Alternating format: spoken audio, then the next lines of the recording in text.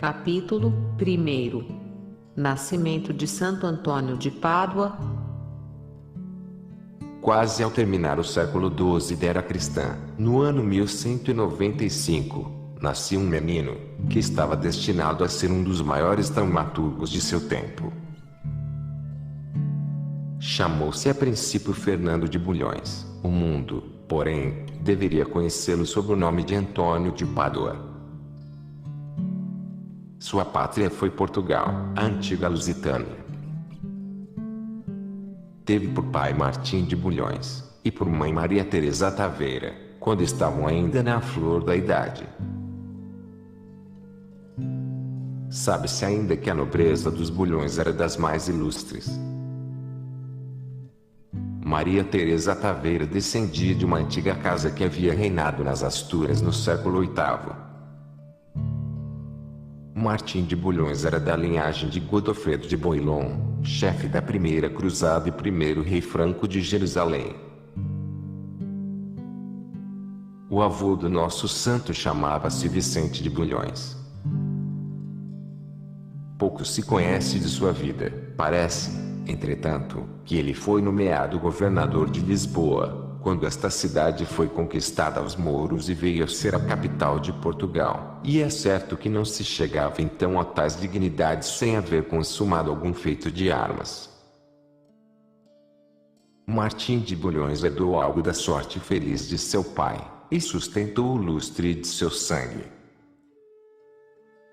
Fernando nasceu a 15 de agosto, dia da Assunção da Santa Virgem. Não se sabe se foi o primogênito da família dos Bulhões, é certo, porém, que não foi o único filho. Tinha uma irmã chamada Maria, encantadora criatura que a natureza e a graça haviam acumulado de favores e da qual não era digno o mundo, pois que, bem cedo voou para a solidão, e vestiu o hábito das cônegas regrantes, no convento de São Miguel. Fernando era filho de heróis, era também filha de santos. Maria Teresa de Taveira fazia-se notar pela virtude tanto quanto pela beleza. A virtude transmite-se com o leite e as carícias. O coração de uma mãe é um vaso puríssimo que o Espírito Santo enche de suas bênçãos, e que, derramando-se na alma de uma criança, a enriquece dos dons celestes.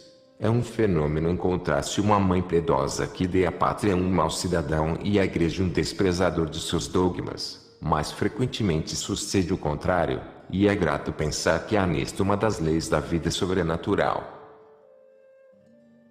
Demais, Fernando de Bulhões veio ao mundo no dia bem-aventurado da Assunção da Virgem.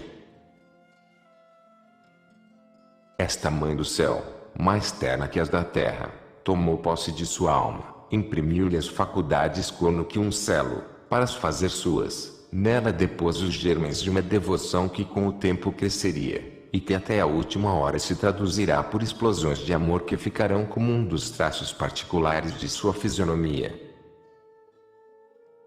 Tão fácil não era anunciar que Fernando agitaria a Europa com a eloquência de sua palavra e os milagres que havia de semear em sua passagem. Contudo, o que desafiava todas as conjecturas, era que esse descendente de reis, que nascia num palácio no meio dos esplendores da opulência, viesse mais tarde a ser o discípulo apaixonado do mendigo de Assis, e, seguindo a este, conduzisse garboso por toda a parte a libré austera da pobreza. A primeira infância de Fernando correu sob as vistas maternas. Desde então se viu desenvolverem-se nele instintos maravilhosos. Apenas saído das faixas, fazia-se já notar pela delicadeza da consciência e pureza de costumes. Ao passo que nessa idade os meninos costumam revelar-se pouco refletidos e buscam avidamente as bagatelas e as loucuras do mundo, ele mostrava-se animado de uma sabedoria precoce, e imitava os exemplos de seus piedosos pais. Visitava frequentemente as igrejas e os mosteiros. Sentia satisfação em estender as mãozinhas para os pobres, a lhes aliviar a miséria. Quando o jovem Fernando atingiu a idade da razão, foi, por seus pais, colocado na escola da Igreja da Bem-aventurada Mãe de Deus, para lá aprender as letras humanas e se formar na virtude, sob a direção dos ministros de Cristo, de quem deveria ser um dia o arauto.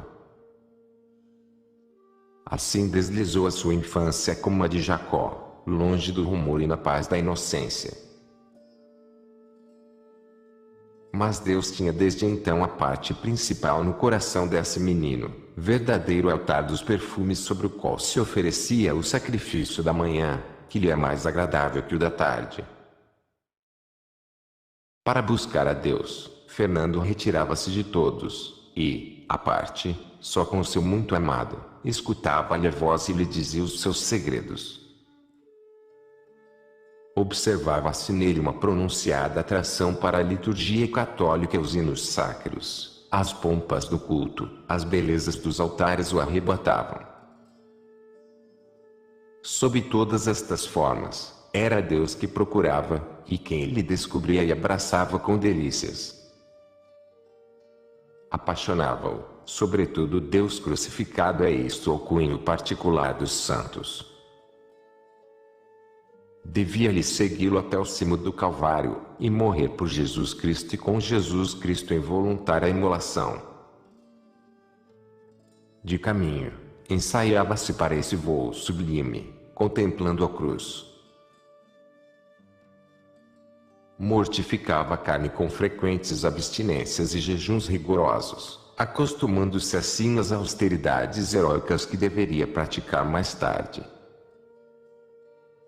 Uma semelhante estreia era a profecia de vindouros dias ainda mais admiráveis. Deus prepara na sombra, por um trabalho lento, mas contínuo, os homens a quem destina um grande papel. Fernando de Bulhões acabava de receber a primeira modelação.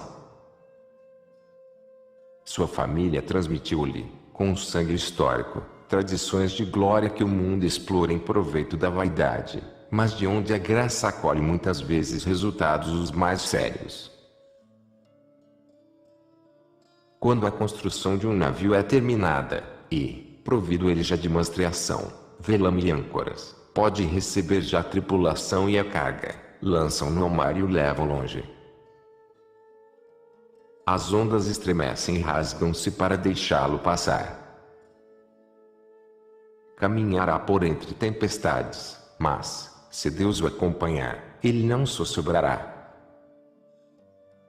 Fernando de Bulhões é a nave que parte de costa longínqua, para levar às regiões amigas o pão da verdade.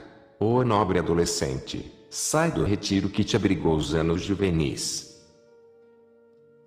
Mostra-te ao teu século agitado e incerto entre a barbaria violenta que parece ter prescrito, e a civilização cristã cujas linhas ainda entram a desboçar-se.